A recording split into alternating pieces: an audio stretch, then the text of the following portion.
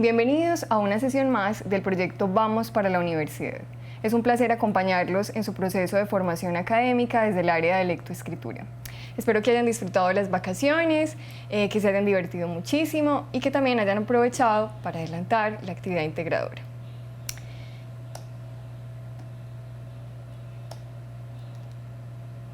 Permítanme un segundo que...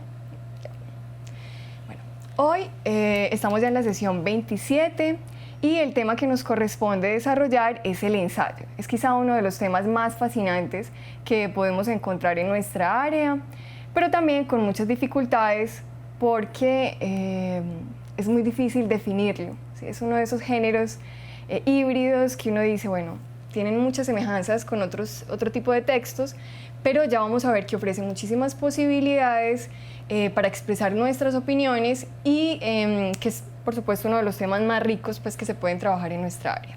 Los objetivos que pretendemos desarrollar en esta sesión son los siguientes: caracterizar el género ensayístico como el medio escrito más empleado en el ámbito académico para expresar una opinión, y reconocer el proceso de elaboración de un ensayo académico a partir del seguimiento de una estrategia específica. Por lo general, no existe, por decirlo de algún modo, una estrategia única para componer un ensayo, ¿sí? Porque cuantos ensayos leamos, vamos a descubrir que cada uno tiene como un esquema base distinto, pero acá nos van a proponer, digamos, un esquema previo que podría servirnos o ser pues muy útil. Y posteriormente vamos a ejemplificar a partir de un ensayo. La agenda que vamos a desarrollar hoy consta de las siguientes actividades. En primer lugar, vamos a leer unos fragmentos de una reseña sobre una obra que expone las características del ensayo, ¿sí? Luego vamos a intentar definir el ensayo, o por lo menos algunas características. Posteriormente, en la actividad central, vamos a analizar un intento de ensayo que se acerca más a un texto argumentativo, más que a uno de los grandes ensayos que más adelante ustedes van a poder leer. Bueno, vamos a hacer preguntas de predicción sobre ese texto. Posteriormente vamos a ver el texto pero puesto en escena, ¿sí? Porque en realidad lo que vamos a leer es una transcripción del discurso de la persona que crea el texto argumentativo. Ese video se titula ¿Qué está mal en nuestro sistema alimentario? Posteriormente vamos a solucionar preguntas y para la actividad de profundización vamos a elaborar un ensayo de una página con base en el tema de la actividad integradora que está desarrollando cada equipo en las instituciones. Bien, vamos entonces ahora sí a empezar. Bien, estos fragmentos de esta reseña son con base en un texto escrito por un profesor de acá de la Universidad de Antioquia que se llama Edwin Alberto Carvajal, y la reseña es titulada El ensayo entre la aventura y el orden, de Jaime Alberto Vélez. Bien, intentar una aproximación formal e histórica al género literario creado por el francés Miguel de Montaigne es el propósito del último libro del escritor colombiano Jaime Alberto Vélez, quien se destaca en el ámbito nacional por sus sugestivos cuentos y poemas y también de manera más constante, mordaz y cordial por sus textos sobre diversos aspectos culturales, entre estos, por supuesto, el ensayo, bien en su variante académica o literaria o en la de su propia naturaleza, la que invita a una encantadora conversación entre el ensayista y su impreciso número de oidores de edades y épocas disímiles. En este texto, el autor reflexiona sobre un género importante del canon literario, de algunas figuras determinantes para su concepción y evolución, de la historia particular del género en Colombia y, en general, de algunos prejuicios, supersticiones y confusiones que se han creado desde siempre sobre el ensayo, género que, según el autor, se niega a que se lo encasille y menos aún que se le dictamine la forma perfecta, la medida exacta o el tema apropiado para su construcción. Se advierte entonces que el interés de Vélez es mostrar una aproximación, porque existen pocas y seguramente vendrán otras, no importa qué tan logradas o fracasadas sean, que intenta conceptualizar sobre la ya clásica creación de Montaigne. Bien, con base en estos fragmentos nos van a formular unas preguntas. Yo intenté hacer la lectura de manera muy lenta, vamos a mirar a ver si logramos recuperar la información suficiente. ¿Qué tipo de texto es este? Súper fácil esa pregunta.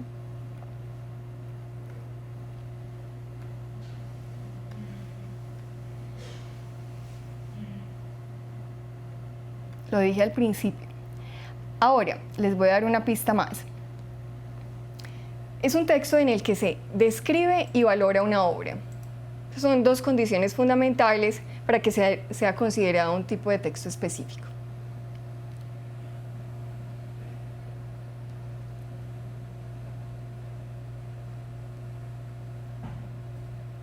A ver, ¿qué pasa, profes y estudiantes? Esa es la pregunta más sencilla. ¿Qué tipo de texto es el que acabo de leer? En él hay una descripción y una valoración de una obra específica, una obra sobre el ensayo.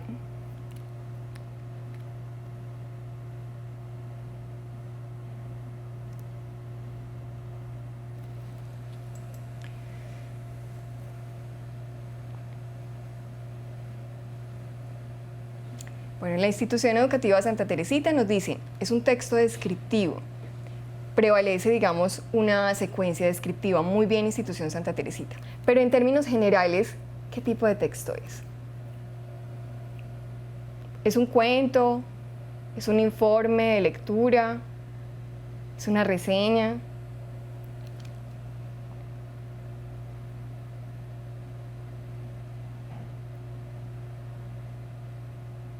Muy bien, institución San José de Sabana Larga. Es una reseña, ¿cierto? Es un fragmento, son fragmentos de una reseña. ¿De qué habla el texto? Estas preguntas que estamos resolviendo son de carácter literal, ¿sí? Que están explícitas en el texto y que ustedes se van a encontrar con preguntas de este tipo en la prueba de admisión y en muchas otras pruebas. Bueno, yo voy a volver a la lectura. Nos están hablando, yo les voy a ayudar un poquito porque es probable que la lectura haya sido muy rápida. Este texto nos habla de una obra creada por Jaime Alberto Vélez, un escritor colombiano, y esa obra es con base en el ensayo, ¿sí?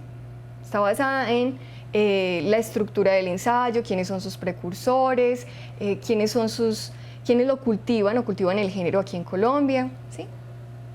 Otra de las preguntas que nos formulan, ¿quién fue el creador del ensayo? A ver si ese dato sí lo recuerdan. Ese es muy importante y no solamente en este fragmento que acabamos de leer.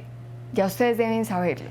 Los profesores debieron haber en algún momento en una de las clases decirles a quién se le atribuía la creación de este género maravilloso que todos preferimos a la hora de evaluar a nuestros estudiantes y a la hora de emitir un juicio sobre un tema determinado.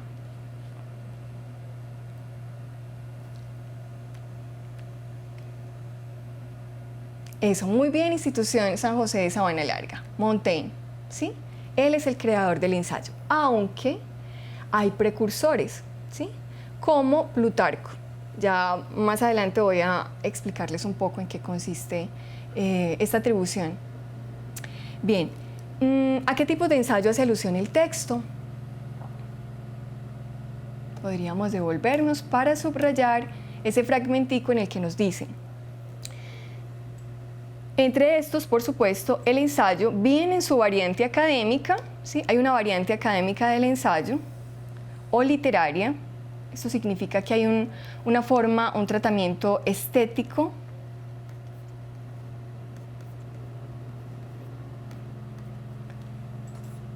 del lenguaje, un tratamiento especial del lenguaje cuando nos referimos a los textos o a los ensayos literarios y que hacemos mayor énfasis en la narración.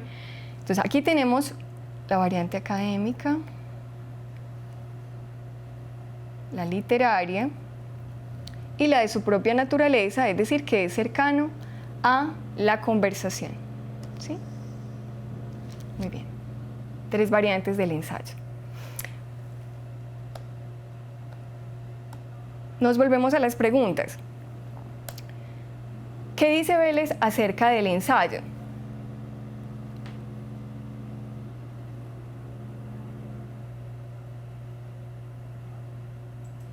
Miren, todas estas preguntas son de carácter literario. Vamos a mirar qué estructura tiene entonces. esta pregunta.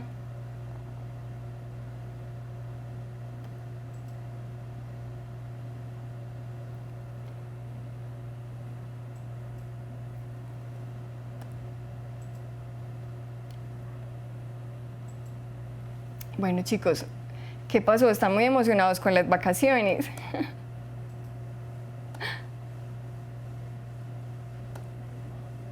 Yo sé que apenas están conectándose. Bien, ¿cómo se titula entonces el libro de Vélez y qué busca?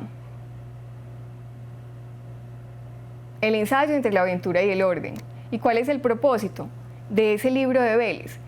Mostrar, digamos, cuál ha sido, hacer un recorrido histórico, hablar un poco de los creadores del ensayo y de cómo se ha cultivado el género en Colombia. ¿Sí?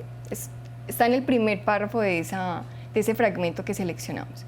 ¿Y qué expresa Carvajal acerca de Vélez? Es muy importante, chicos, esta pregunta porque casi todos los profesores de una generación, de mi generación, utilizamos este libro de Jaime Alberto Vélez para referirnos al ensayo. Y creíamos que lo que había dicho Jaime Alberto Vélez era palabra sagrada. Por supuesto, él tiene aciertos. Sin embargo, yo he estado consultando a un profesor de la Universidad de AFIT que se llama Efraín Giraldo, también es ensayista y también es estudioso de la obra de Vélez, y él dice, Vélez tiene algunos aciertos en cuanto a la descripción del ensayo. Sin embargo, tiene también algunas fallas, olvida algunos asuntos fundamentales en cuanto a la concreción del texto en sí. Entonces, en este caso, Edwin Carvajal lo que hace es que describe esa obra, pero también la elogia demasiado, ¿sí? Tiene un punto positivo o una percepción positiva del autor. Efraín Giraldo también tiene una percepción positiva de Jaime Alberto de Vélez, de hecho ha estudiado varias de sus obras, las novelas póstumas, pero en este caso, en esta obra que es la más reconocida de Jaime Alberto Vélez, que también fue profesor de nuestra universidad, él dice, hay algunas fallas, o por lo menos hay algunas faltas que los profesores no deberían pasar por alto a la hora de explicar en qué consiste el ensayo, ¿cierto? Entonces, aquí en este caso, Edwin Carvajal alude a la mordacidad, a la sencillez con la que escribe Jaime Alberto Vélez, pero también a la profundidad que le aplica, digamos, al tratamiento del tema. Pero habría que mirar cómo otros críticos, ¿sí?, se acercan a esa obra, para ver si la valoración es tan positiva como la que hace Edwin Carvajal. Muy bien, vamos entonces, ahora sí, a hablar de algunos conceptos relacionados con el ensayo. En esta pequeña nubecita nos dicen, una de las actividades más solicitadas en la universidad es el ensayo, no solamente en la universidad, sino también en el colegio. Digamos que es uno de los géneros predilectos, ¿sí?, por los profesores y también por los estudiantes. Hay una profesora de la Universidad de Princeton, ella se llama Christy Wampole, y en el 2013 le publicaron en la revista El Malpensante un ensayo titulado La ensayificación de todo. Y ella decía que le parecía sorprendente que a 400 años de la creación del ensayo, que aún tuviéramos como cierta predilección por ese género, aunque había otras formas, digamos, más simples o sí, más sencillas de comunicarnos, ¿cierto? Y ella dice que tal vez nosotros siempre estamos solicitando ensayos y nos gusta como estudiantes pedir ser evaluados a partir de un ensayo, porque es un texto que funciona como una especie de terapia, porque es muy placentero tanto leerlo, ¿sí?, leer buenos ensayos, como escribirlos, porque es una forma o la mejor manera de expresar nuestra opinión, de poner en la balanza cuánto sabemos, o sea, de verificar cuánto sabemos con relación a lo que otros también han expuesto sobre un tema determinado, ¿sí? Es medir nuestra capacidad para emitir un juicio determinado sobre un tema específico, ¿sí? Por eso es digamos, uno de los textos predilectos. Además, porque el ensayo nos permite escribir en primera persona. Y ese es uno digamos, de los grandes placeres de la escritura. Porque, bueno, de hecho, cuando ustedes ingresan a la universidad, y muchos profesores también les van a decir todo el tiempo, no escriba en primera persona, porque a la ciencia le interesa sus pensamientos y que sean demostrables, no que usted haga una reflexión de querido diario. Pero en el ensayo sí se lo permite. Ahora, escribir en primera persona puede ser un artificio. Puede que ese escritor realmente no, o sea, escriba en primera persona, pero sea un gancho simplemente para que el lector se sienta identificado y diga, ah, sí, a mí también me ha ocurrido algo semejante. ¿Sí? Bien, entonces, es una forma predilecta precisamente por eso, porque nos permite opinar sobre un tema específico y hacerlo, pilas con lo que voy a decir, de cualquier manera, pero de cualquier manera no es de una forma irresponsable, sino de una manera original. ¿Bien? En esta parte nos indican que el ensayo puede prestarse a confusiones. ¿Sí? ¿Por qué? Debe tener una parte expositiva y puede ser confundido con el resumen. De hecho, hay un escritor español, Eugene Diers, todo esto lo tomé de la obra de Jaime Alberto Vélez, que decía que el ensayo era una especie de glosa, ¿sí? Era hacer paráfrasis de obras y presentárselas al lector, ¿sí? Porque en el ensayo, por lo menos en el ensayo que propone Montaigne, hay un caudal de lecturas impresionantes. Una persona, pilas, primera condición, aunque aquí no nos la digan, para que una persona pueda escribir un ensayo, tiene que ser una excelente lectora, ¿sí? No existe un ensayista que no lea, ¿bien? O que no sea un buen observador. Entonces, en este caso no se trata simplemente de hacer paráfrasis de obras leídas. Como debe incluir una discusión teórica, cae en el terreno del artículo. Es decir, hay un sustento. Por ejemplo, Montaigne tiene más de 1200 citas, si leemos todos los ensayos. Montaigne es el escritor del que una vez leímos un texto titulado Del miedo, que no sé, algunos probablemente no se engancharon con la temática o con el estilo en el que estaba redactado, pero que es riquísimo porque, bueno, ahí fundamentalmente lo que él decía, yo le tengo más miedo al miedo que a la muerte, ¿sí? Porque es algo que nos impulsa a cometer acciones o a llevar a cabo acciones tontas que nos pueden ocasionar algún peligro. Entonces, es fundamental, como siempre tenemos que recurrir a otros autores, a otras voces, puede confundirse con el artículo, ¿cierto? Pero no es.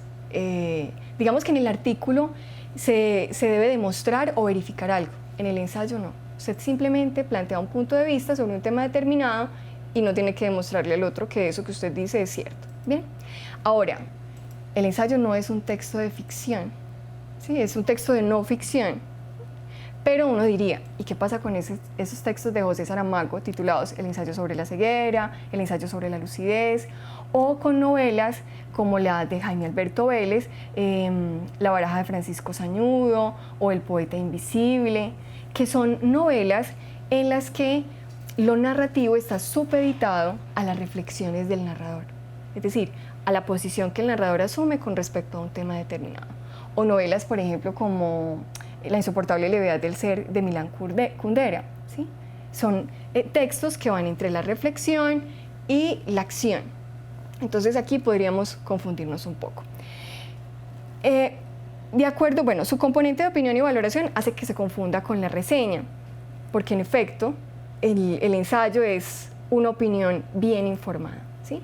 Hay un escritor, un crítico español que se llama Carlos García Gual, que habla de, que yo les dije hace un momento, de Plutarco como el precursor del ensayo.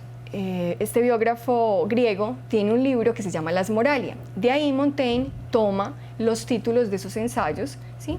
Como del miedo, de la ociosidad. Entonces, ¿qué pasa? ¿Qué pasaba con Plutarco? Plutarco podía opinar sobre cualquier tema, ¿sí? No como si fuese un experto, sino como si fuese simplemente un aficionado. Montaigne utiliza una expresión, la crema innata del pensamiento, es decir, de manera superficial. ¿Y qué hacen los reseñistas también? Opinan y valoran una obra determinada. Entonces uno dice, bueno, entonces ¿cuál es la diferencia entre el ensayo y la reseña? Lo que pasa es que en la reseña hay objetos específicos, ¿sí? Cualquier producto cultural, como lo habíamos dicho antes, una obra literaria, un álbum, un evento, pero en el ensayo puede haber cualquier tema como objeto de estudio, ¿sí? Uno puede hablar, por ejemplo, Christy Walpole decía, para nosotros, para los ensayistas, es tan importante hablar de una pizzería como hablar de política, ¿sí? Un ensayista puede estar pensando en sí mismo, en lo que está aconteciendo en la actualidad y, o sea, pensar en algo muy aparentemente banal, pero también en algo muy importante. Lo que pasa con el ensayo es que nos permite hablar de algo muy doméstico y relacionarlo con algo, digamos, muy cercano a la ciencia, ¿sí? Más adelante vamos a hablar de un escritor checo que para hablar de la sangre, bueno, hablemoslo ya, para hablar de la sangre no entra de inmediato con el dato frío, ¿sí? Sino que empieza a contar, digamos, cómo uno de sus vecinos le dispara a una rata que está en su jardín, ¿sí? Y bueno, esa narración la presenta de una manera tan agradable que uno dice, bueno, ¿esto es un cuento o es realmente un texto científico? ¿Sí? Porque posteriormente va a hablar de la sangre como un fluido, que incluso sigue vivo después de que han matado al animalito, ¿sí? Que sigue habiendo movimiento en él. Entonces, bueno, aquí me aparté un poco del tema, pero bueno, eso pasa también con el ensayo. Permite la digresión, es decir, yo me aíslo un momento del tema principal que estoy abordando para tocar un asunto que también está relacionado con el tema principal, ¿cierto? Eso se llama una digresión con ese. Bueno, entonces, estas características que nos plantean acá, dicen, se puede confundir con otros textos, fue una de las claves para que Reyes, un escritor latinoamericano, definiera el ensayo como un género monstruoso, es decir, el centauro de los géneros. ¿Y por qué un género monstruoso? Yo una vez dije que parecía un monstruo porque estaba fragmentado la cámara, pues no era, la palabra correcta era amorfa. En realidad el ensayo tiene tantos componentes, o sea, es híbrido tanto en su contenido como en su estructura, que algunos escritores han decidido denominarlo un género monstruoso. Es decir, porque en un ensayo, por ahí dicen que es una caja de costurero, cabe de todo. Usted puede incluir en un ensayo un chiste, citas de carácter científico, o sea, las citas más complejas que usted pueda encontrar en un artículo de una revista especializada. Puede introducir episodios de una serie animada, por ejemplo. Puede introducir fragmentos de una poesía. Todo eso tiene cabida en el ensayo. Por supuesto, debe haber un orden y una seriedad para introducirlo, ¿cierto? Muy bien. En la Institución Rural San Miguel nos envían un aporte, voy a retomarlo. Para la realización de un buen ensayo es necesario tener en cuenta los conectores lógicos, eso es fundamental, eso hace parte ya del proceso de composición y no solamente para la producción de un ensayo, sino de cualquier texto. Muy bien, vamos entonces a continuar. Ahora, acá ya nos plantean entonces, la diferencia es que en o sea, en el ensayo, el autor toma una posición frente a un tema, la defiende y trata de convencer al otro. Yo hoy voy a permitirme discutir un poco esto de tratar de convencer. ¿Sí? Como el ensayo tiene una base argumentativa, en efecto, si hay un deseo de persuadir al otro, de conmoverlo, ¿sí? De generar en él un cambio. Sin embargo, esto lo dice Jaime Alberto Vélez y yo creo también, estoy un poco convencida de esto, aunque después de haber leído a Efraín Giraldo estoy un poco, no sé, como que ya dudo. Ahora, el ensayo hace parte de ese proceso de duda. Hay un ensayo que probablemente ya lo abordaron en clase con los profesores que se llama Una modesta proposición de Jonathan Swift. ¿Sí? Aquí en Irlanda se está presentando una situación terrible, los niños, hay demasiados mendigos, los niños están muriendo de hambre. Entonces, bueno, Jonathan Swift dice, bueno, para que los chicos no se conviertan en una carga, como el Estado no está haciendo nada, pues entonces engordémoslos y nos los comemos, ¿sí? Los vendemos en el mercado bien gorditos, bien rellenitos y nos los comemos. Aquí el humor tiene, digamos, un límite difícilmente superable. Él desconoce las consecuencias de esta propuesta. Y miren que se llama Una modesta proposición. Cuando Jonathan Swift escribió este ensayo, por supuesto lo hizo con una intención. No de que en efecto se comieran a los niños, sino de que la gente cambiara, digamos, su percepción de la situación que estaba viviendo en ese momento. Tenían que actuar, ¿sí? Entonces, el ensayista, más que convencer al otro, más que imponer una verdad, porque cuando intentamos convencer al otro tratamos de imponer una verdad, lo que queremos es sugerir que hay otras posibilidades de acción, ¿cierto? Si ustedes no han leído ese ensayo, les recomiendo que lo hagan. Está en Ciudad Seba, una buena transcripción, me gusta muchísimo, traducción. Una buena proposición de Jonathan Swift, porque recuerden, chicos, que para ustedes lograr piezas, digamos, magistrales, deben acercarse a los grandes modelos. Y en este caso, ese es un ensayo célebre, ¿sí? También está del asesinato como una de las bellas artes de Tomás de Quincy, pero que ya es más extenso, que tiene aproximadamente 100 páginas. Ahorita vamos a hablar de la extensión de los ensayos, un poco, no sé si en nuestras diapositivas estará, pero hay algunos, dicen que los buenos ensayos se leen de una sentada, lo que uno se tarda en tomarse una taza de café, ¿cierto? Ustedes un juguito, los chicos todavía no deben tomar café, pero hay ensayos, digamos, más extensos, como el del asesinato como una de las bellas artes, que tiene aproximadamente 119 páginas, eso depende de la edición. Bien, la pregunta fundamental entonces, antes de redactar un ensayo, sería, ¿puedo opinar sobre este tema y sustentar mi criterio? A todos nos encanta opinar, ¿cierto? Es decir, emitir un juicio sobre cualquier temática. Ahora, no existe un ensayista o un opinador si no ha leído, ¿sí? El ensayo no es un género autista. Y este es un término que utiliza Jaime Alberto Vélez. Yo lo retomo. Es decir, no es que yo pienso, yo creo porque así es. No, usted tiene que establecer un diálogo con la cultura, ¿sí? Tiene que conversar con otros que saben un poco más que usted sobre ese tema, ¿sí? Entonces, en realidad estoy en capacidad de emitir un juicio sobre ese tema, eso es lo que nos están diciendo acá. Es decir, he leído lo suficiente. Ahora, muchachos, no sé si se han dado cuenta, hay profes, nosotros siempre pedimos el ejercicio a la inversa. Siempre le decimos a un estudiante, bueno, en primer lugar cometemos un error, le decimos, van a escribir un ensayo sobre este tema, cuando el ensayo en realidad debería ser, el tema de un ensayo debería ser una libre elección, con lo que nos sentimos bien. Luego les decimos, busquen las fuentes para sustentar esa opinión que les merece ese tema determinado. Si al contrario, todo lo que hemos leído, lo que hemos observado, los sitios que hemos visitado, son los que generan en nosotros un deseo de emitir una opinión, ¿sí? Entonces miren que nosotros pedimos el procedimiento a la inversa, pero es un asunto de carácter académico, para poder acercarnos a este tipo de géneros, pues digamos que transgredimos un poco la norma, por decirlo de algún modo. Bien, la institución San José de Sabana Larga nos dice, una condición primordial para construir un ensayo es recurrir a otras lecturas hechas con anterioridad, ojalá al respecto del tema que se argumenta. Muy bien. Sí, para nosotros para avalar, digamos, un texto, por lo general le pedimos a los estudiantes que tengan un fundamento teórico, es decir, que existan otras voces, un texto polifónico, por decirlo de algún modo. Entonces un estudiante, no es que yo pienso, yo creo y así es porque yo lo he visto de ese modo. No, cuéntame a quiénes más has consultado, con quiénes más has conversado, ¿sí? Que es también un ejercicio que hemos tratado de implementar en el desarrollo de la actividad integradora, ¿sí? Recurrir a otras fuentes confiables y vigentes.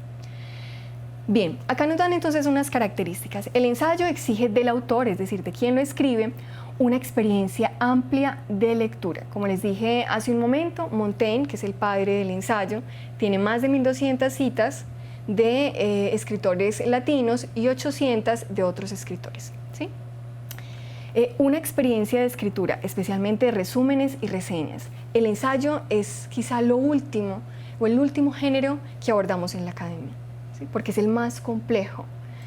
Porque una vez que sabemos presentar de manera sintética el contenido de un texto, que sabemos criticar con objetividad sobre un tema determinado, ya estamos preparados para redactar un ensayo. Una disciplina metodológica de corte investigativo, es decir, qué textos abordamos, qué lecturas hacemos, cómo leemos, qué recuperamos de las lecturas, ¿sí? Un buen uso de los modos discursivos, porque ya habíamos dicho que si el ensayo es un género híbrido, es decir, que permite la introducción de un cuento, de una descripción, de un episodio, de una serie animada o de una película, entonces debemos ser muy buenos redactando ese tipo de secuencias, ¿sí? Muy bien, pensé que había otro aporte, pero no. Un sello personal de escritura o estilo fluido y ameno. Lo que caracteriza al gran ensayista es la originalidad, ¿sí? Y originalidad no es traer los términos más complicados, empezar en Word a sustituir palabras. No, no se trata de eso, sino de tratar con mucha gracia temas que a lo mejor a nadie se le había ocurrido tratarlos de ese modo. Miren, por ejemplo, el ensayo de Jonathan Swift, Una modesta proposición, ¿sí? Surge de una situación problemática planteada en forma de pregunta o de interpretación personal sobre un asunto. La característica de la interpretación y la posición asumida es ser discutible, por lo que puede suscitar diferentes opiniones, adhesiones o refutaciones. Dicen que hay muchos escritores a los que uno dice, bueno, ¿será que eso que está diciendo realmente es válido? No, él simplemente está dando a conocer un punto de vista determinado, ¿sí? ¿Qué pasa con el ensayo? El ensayo era uno de los, digamos, cuando se publica en Francia en 1580, es una forma de reivindicar lo que se le había negado, digamos, a la subjetividad, es decir, al yo. Y se inaugura, digamos, con él un punto de vista novedoso. Mucha gente escribe, por ejemplo, sobre la muerte, ¿sí? Pero cada escritor tiene un estilo particular de escribir sobre ella, ¿sí? También por ahí hay un texto, no recuerdo el Lewis, creo que se llama Lewis, Thomas Lewis, que habla sobre la muerte. Y en lugar, ese también lo retoma Jaime Alberto Vélez, en lugar de este escritor en lugar de iniciar sobre la muerte, hablar sobre la muerte de una manera, digamos, fría, como lo haría cualquier teórico, empieza contando que una vez al lado de su casa un rayo cayó sobre un árbol y lo mató. Pues él utiliza la palabra, ¿sí? Y luego empezó, miren que eso hace parte de la vida cotidiana, ¿cierto? Que caiga un rayo y parta o dañe un arbolito, ¿sí? Luego empezó a hablar de cómo un ratón salvaje en las fauces de un gatico, ¿sí? Cómo moría. En lugar, miren, se introducen anécdotas para hablar de un tema que mucha gente ha tratado, pero es una forma particular de iniciar esa temática, ¿cierto? Entonces acá, más que sea, digamos, una situación problemática y que genere controversia, también se trata de presentar un tema de una manera ingeniosa. No todos los ensayos presentan de una manera las temáticas que uno diga, no estoy de acuerdo con esto, no necesariamente. No importa lo que se diga, sino cómo se diga, eso sí es fundamental en el ensayo. Muy bien, en este caso, aquí nos dicen que la polémica es un componente, qué pena por aquí, vamos a ver si acá podemos, que no es una, sino un componente, que aparece en el ensayo de manera expositiva y argumentativa. La discusión y la conclusión apuntan a aclarar el tema y hacerlo más comprensible. Entonces, no siempre va a haber se va a generar, digamos, cierta desazón en el lector, no. De hecho, a veces uno coincide de una manera muy curiosa con lo que está planteando el ensayista. El ensayo no busca imponer una verdad. Cuanto más se acerca a la verdad, más se aleja del ensayo, ¿sí? Decían que Montaigne tenía en el dintel de la puerta una inscripción que decía, lo único cierto es que nada es cierto. ¿Sí? Era como una paráfrasis de esa expresión que utilizaba Sócrates. Es decir, en el ensayo se pone en duda, digamos, la verdad establecida. Es otra opinión con respecto a un tema. Uno le está diciendo a los lectores, miren, es que no necesariamente tiene que ser esto de la forma en que se percibe este fenómeno. Puede percibirse de otra manera, ¿sí? Entonces, es muy importante esto. No se trata de imponer una verdad, sino de convencer o persuadir al lector de la validez de esa mirada particular sobre un tema específico. Muy bien. Aquí nos presentan entonces algunas estrategias de producción, delimitar el tema, ¿sí? Saber muy bien sobre qué tema vamos a hablar. Ahora, en el ensayo se permiten las digresiones y las asociaciones. Nos apartamos del tema principal para complementar el tema específico. En caso de ser un tópico muy amplio, elaborar un esquema de subtemas para seleccionar uno más específico. Esto no solamente se hace para elaborar un ensayo, también en otras tipologías textuales. Entonces, una vez tengamos un tema, emitir un juicio sobre ese tema específico, ¿sí? Una opinión. Y pues ir escribiendo todas las ideas que se nos ocurran, una lluvia de ideas sobre ese tema. Posteriormente, formular preguntas a partir de esa temática y lo que nos decían ahorita desde la institución San José de Sabana Larga y desde la institución San Miguel, recurrir a fuentes que nos permitan respaldar, digamos, esa opinión que nos merece un tema específico. Hay algunos estudiantes, eso ocurre con frecuencia, que uno les dice, bueno, ustedes van a utilizar 2 fuentes, ¿sí? O 2 pensamientos que no sean, o sea, otros pensamientos ajenos. Entonces ellos van a frasescelebres.com o en Instagram hay una frase, ¿sí? Entonces ellos la copian y la pegan. Y esa frase es de Albert Einstein. Albert Einstein es el autor a quien más se le atribuyen pensamientos, digamos, ingeniosos. Uno le dice, bueno, ¿y de dónde tomaste esa fuente? Ah, profe, pues de Instagram. No, vas a ir a la fuente directamente donde se encuentra esa. Profe, ¿tengo que leer todo eso? Claro, lo ideal es haber estado en contacto con la fuente original, porque cuando extraemos el fragmento, esa frase probablemente ha sido manipulada, probablemente no nos sirve para ilustrar el pensamiento que tenemos en mente, ¿sí? En la institución San José de Sabana Larga nos dicen, también son importantes las lecturas previas porque son la mejor forma de construir y fortalecer el criterio. Muy bien, institución San José de Sabana Larga. Si no hay un buen caudal de lecturas, muchachos, no solamente no podemos escribir ensayos, sino que no vamos a pasar ni a la Universidad de Antioquia ni a la Universidad Nacional y probablemente vamos a tener un desempeño pésimo, no solamente en la universidad, sino también en nuestras relaciones con los otros o en el ámbito laboral. Ustedes van a decir, ah, eso es mentira. Yo conozco una señora que no lee nada, que no sabe leer ni escribir, pero esa señora resulta que ha sobrevivido, digamos, o ha tenido un nivel de vida, pero con otras competencias. Pero ustedes, en este tiempo, deben leer, ¿sí? ¿Qué deben leer? Lo que deseen, ¿sí? Sobre el tema que quieran, que les apasione. Por lo general me gusta más promover ese tipo de hábitos de lectura. Pero también, es que yo solamente leo los comentarios de Facebook. No, hay que leer también expertos. ¿A usted le gusta el fútbol? Bueno, empieza a leer expertos. ¿Qué opinan los expertos del fútbol? ¿Sí? ¿Le gusta la moda? Empiece a leer las grandes revistas cómo redactan sobre moda, ¿sí? Entonces, esas lecturas previas son fundamentales para construir un ensayo. Entonces, ya tenemos el tema, emitimos un juicio, formulamos preguntas, consultamos fuentes confiables, ¿sí? No solamente recuerden ese fenómeno de transmigración intelectual, que le concedemos un pensamiento a quien no le pertenece. A partir de lo estudiado y consultado sobre el tema, tomamos una posición, enunciamos la tesis y emitimos un juicio. Esto está muy relacionado con una página de un profesor, creo que él es de la Pontificia Bolivariana, es probable que sea de ahí, pero hay una página muy interesante del profesor Fernando Vázquez sobre cómo construir un ensayo y para novatos está muy bien, ¿sí? Ahora, lo mejor, más que recurrir a esas propuestas que nos hacen en las páginas y en los blogs, es a leer a los buenos ensayistas, ¿sí? Yo tengo acá un librito de bolsillo, no sé si alcanzan a verlo, vamos a ver si la cámara.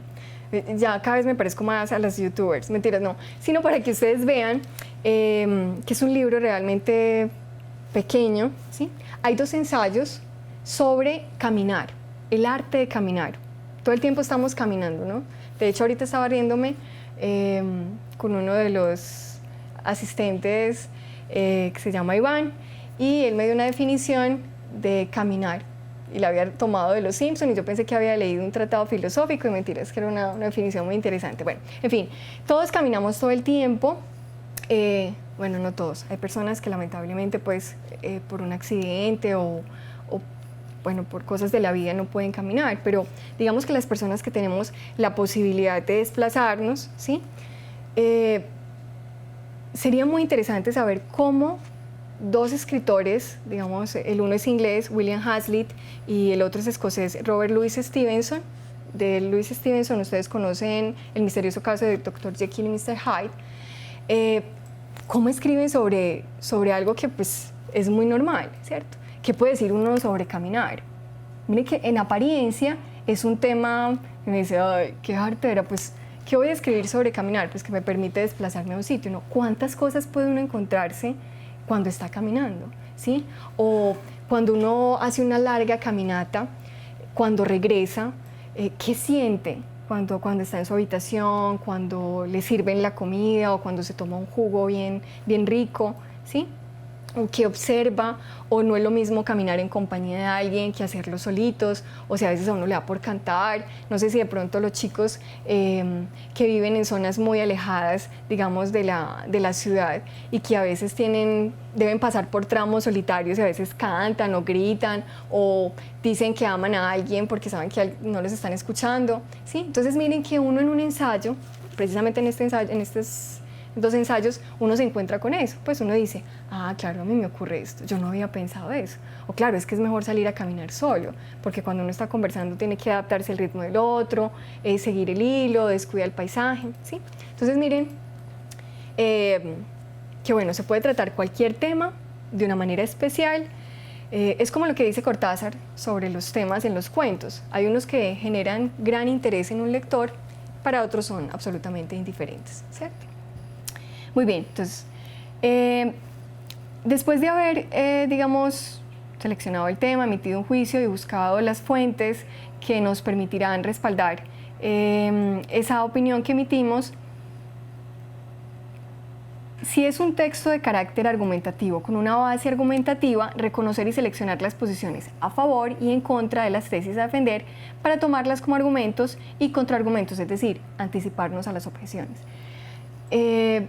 No todos los textos, no todos los ensayos va a ser tan clara, digamos, esa posición, ¿cierto? Bueno, ya aquí entonces en las estrategias de producción no es solamente para el ensayo, redactar un primer borrador acorde con la estructura, introducción, desarrollo y conclusión, ¿sí? Leer en voz alta para saber si esa estructura es la adecuada, revisar a nivel conceptual y ortográfico el escrito y por supuesto el estilo, titular y presentar. Ahora sí, vamos a hacer la actividad. Vamos, en primer lugar, a leer el texto, por lo menos los dos primeros párrafos. ¿Qué está mal con nuestro sistema alimentario y cómo podemos hacer la diferencia? Birk Baer, ¿sí? ¿Sobre qué creen ustedes que va a tratar el texto? Mientras yo lo voy proyectando acá.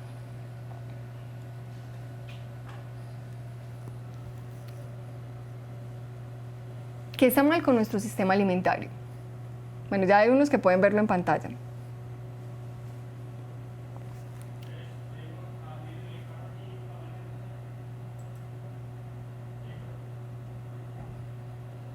Bien, como parece que tenemos dificultades entonces para responder rápidamente, vamos entonces a leer los dos primeros párrafos para que posteriormente lo comparemos con el video. Estoy realmente sorprendido por la facilidad con que los niños son llevados a creer todo el marketing y la publicidad en la televisión, en las escuelas públicas y en casi todas partes.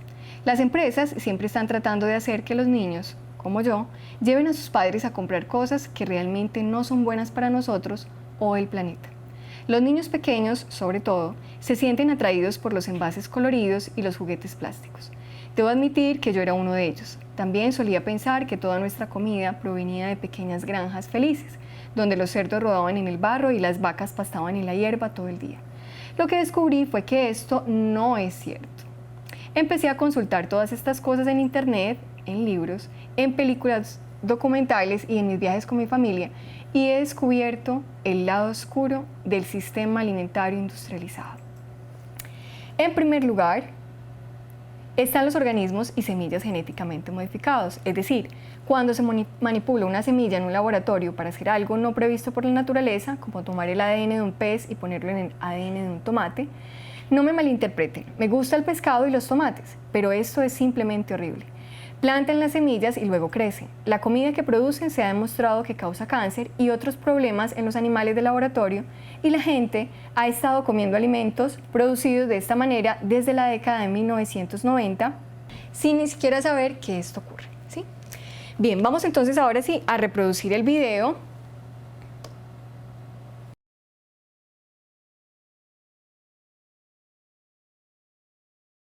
Muy bien, chicos, ¿qué tal el el video y la propuesta en sí de Birk Baer.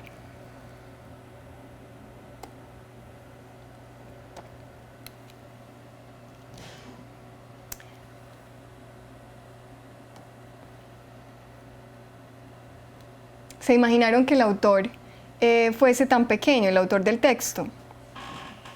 Aunque había una marca explícita ahí, un niño como yo, ¿sí?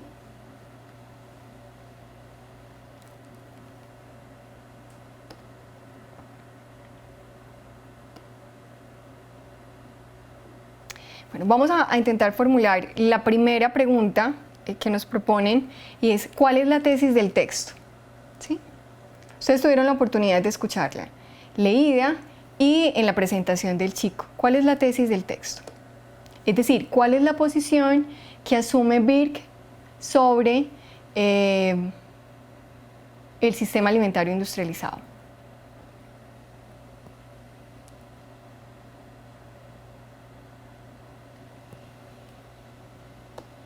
Aquí, mientras tanto, yo voy a intentar hacer algo acá.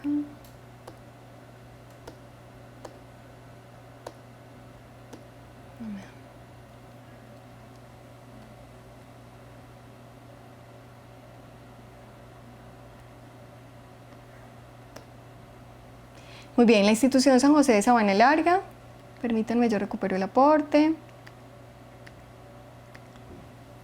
Lo que esconde el sistema de alimentos procesados, muy bien. Y la institución rural San Miguel nos dice, los niños son llevados a consumir productos no importantes. Bueno, esa tesis, aunque nosotros creyéramos que debe reconstruirse, no está explícita en el texto. ¿Sí? Ambas instituciones han acertado, han identificado, digamos, lo esencial. Solía pensar que toda nuestra, el niño inicia diciendo que hay una serie de estrategias de enganche para que los chicos compren todo. ¿Sí? La industria utiliza una serie de estrategias. Pero él se enfoca no solamente, no en la industria en general, sino en la industria alimenticia. Y él dice que hay un lado oscuro de esa industria alimenticia y va a tratar de develarlo, va a tratar de mostrarle a los espectadores, a quienes asistieron a escucharlo y a verlo, cuál es el lado oscuro, por qué tiene un lado oscuro, cómo se evidencia ese lado oscuro, ¿sí? ¿Cuáles son los argumentos que él utiliza para sustentar o fundamentar esa posición que asumió con respecto al lado oscuro del sistema alimentario industrializado? Cuando él dice en primer lugar, ¿sí? Ese es un primer argumento, la manipulación genética de los organismos y de las semillas. Ese es un primer argumento, ¿sí? ¿Qué más? No necesariamente del texto, sino porque el texto solamente leímos 2 fragmentos, del video.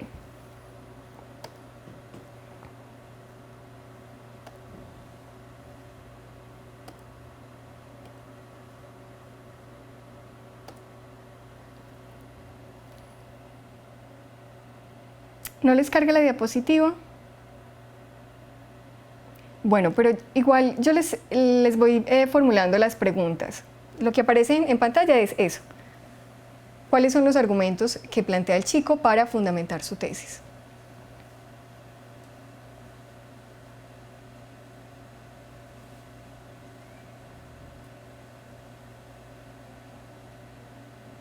La manipulación genética, las pruebas que se hacen en animales y son nocivas, ¿sí?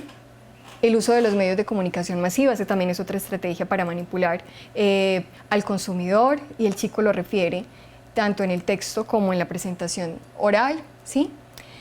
¿Ustedes notaron alguna diferencia entre el texto, que yo les mostré un fragmento, y la presentación oral? El ensayo oral es más expresivo, muy bien. ¿Qué institución me da este aporte? La institución Luis López de Mesa. Claro, además es un asunto como vertiginoso, pues es un niño de 11 años que se ha aprendido de memoria el discurso, incluso le han dicho, cuando se rían, tú agradeces, ¿sí? Incluso se nota que está nervioso. Entonces es mucho más conmovedor, ¿sí? Y más expresivo. La exposición oral está acompañada del lenguaje corporal, muy bien. La institución San José de Sabana Larga. Incluso eso podría convencernos más ¿sí? Si yo leo el texto, digo, bueno, otro texto más sobre la manipulación de los alimentos y la forma en que la industria, digamos, maneja la comercialización de los mismos. Pero cuando veo a un chico de 11 años que me está planteando un tema semejante, yo digo, por Dios, qué capacidad, qué retentiva la que tiene, ¿sí? Por supuesto, hay un equipo detrás del chico, pero muy bien, para que lo hayan presentado en TED, hay un trabajo de equipo ahí muy bueno, ¿cierto?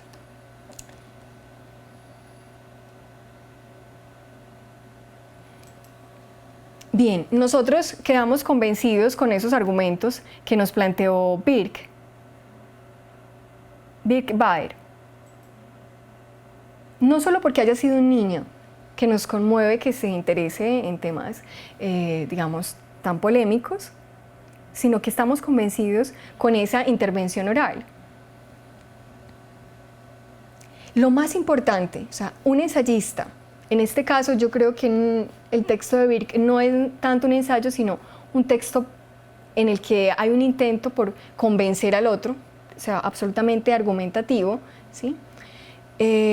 Pero él sí nos hace reflexionar y queremos consultar más, ¿sí? Nosotros queremos saber cuál es la multinacional Monsanto que está detrás de todos esos procesos. Queremos saber más sobre esta situación, ¿sí? Muy bien, por ahí hay una institución que está redactando un aporte. Ya para finalizar, tranquilos, que si llega el aporte, lo retomo. Bueno, los argumentos que presenta el niño son convincentes porque se investigan por medio de experiencias reales. Eso también es fundamental. No solamente lo teórico. Él nos dice, yo he visitado unas granjas, ¿sí? En las que hay una en la que dicen que el granjero está loco porque simplemente no hace caso a esas propuestas de la industria, ¿sí? Pero yo sé que ahí los cerditos sí están felices y las vacas sí comen realmente pasto, ¿sí? No hay nada, no hay una intervención, digamos, de los productos. Entonces yo lo vi, cuando uno dice es con ese pleonasmo, con estos propios ojos, lo vi con estos propios ojos. Eso es muy importante también, ¿cierto? El hecho de que alguien haya presenciado una situación y la utilice como respaldo para una opinión que emite. Bueno, ¿en qué momentos de su vida personal o académica considera pertinente la lectura de un ensayo y por qué?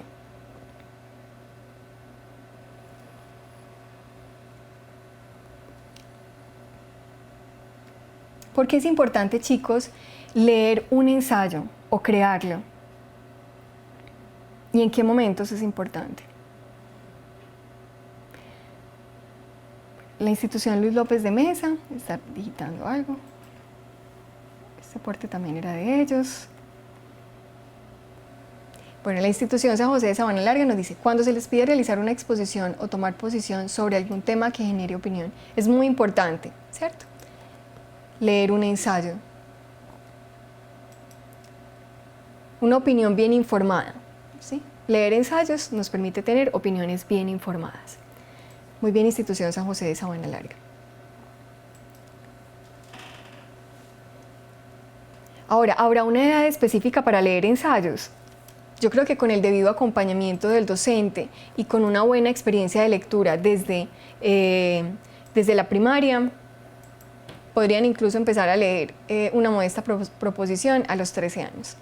Muy bien, Luis López de Mesa nos dice, en la parte académica es muy importante cuando queremos presentar una lectura realizada. Muy bien. La institución San José de Sabana Larga, cuando se necesite fortalecer el criterio o el punto de vista. Fundamental, ¿sí? Cuando una persona necesita reforzar sus opiniones, que no sean simplemente una reflexión de papá, mamá y casa, es decir, algo que uno emite deportivamente, debe leer ensayos y empezar a producirlos, ¿sí? Y la clave está en leer, en observar, viajar y conversar con personas que probablemente saben mucho más que nosotros o personas que tampoco saben nada, ¿cierto? Recordemos lo de Stanislao Yersilek, hay ignorancias enciclopédicas. Siempre encontramos algo valioso en cualquier persona. Bueno, chicos, ahora sí, ya para hacer el cierre, en la actividad de profundización les recuerdo que vamos a realizar un ensayo de una página que sirva de insumo a la actividad integradora, ¿sí? La temática, ¿cuál va a ser? la que estamos desarrollando en nuestra actividad integradora, el eje temático que elegimos. Voy a leer la estrategia sugerida, elaborar un ensayo de una página con base en el tema que se está investigando para la actividad integradora. Debe plantearse con claridad, en primer lugar, el problema con la tesis, ¿sí? ¿Cuál es la tesis? Es decir, la idea que tengo al respecto de los argumentos que sustentan esta y los contraargumentos. Yo me anticipo a las posibles objeciones, las citas en las que se apoyan los argumentos, la conclusión y las referencias bibliográficas. ¿Sí? Va a ser un ejercicio, digamos, muy sencillo porque ustedes ya llevan mucho tiempo trabajando o investigando sobre esta temática. Sería magnífico que pudiéramos compartirlo en alguna de las sesiones. Muchas gracias por haber asistido a esta sesión, por sus aportes tan valiosos. Nos vemos entonces el jueves y recuerden, por favor, profesores, enviarme muestras significativas de la quinta entrega de la actividad integradora para poder compartirla. No importa que aún no la hayan revisado, yo puedo hacer las anotaciones al margen y compartirlas pues, con los chicos. De nuevo, muchas gracias y les deseo un resto de tarde muy agradable.